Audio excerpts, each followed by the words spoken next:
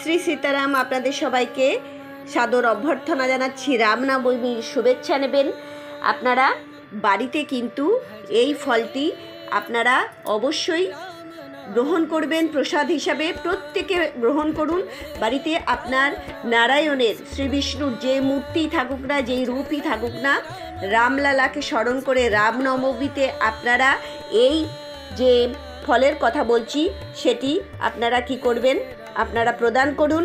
এই ফল হচ্ছে রামফল বা সীতাফল বলা হয়। যেহেতু যখন 14 বছর বনবাস থাকাকালীন শ্রীরামজি এবং মা সীতা এটি গ্রহণ করতেন, তাই রামফল এবং সীতাফল নাম হয়েছে সীতাফল বলা হয়। কাকে?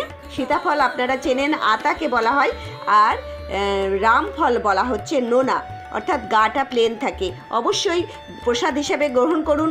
দেখুন জীবন ধনধান্যে পরিপূর্ণ হয়ে উঠবে। জয় শ্রীরাম।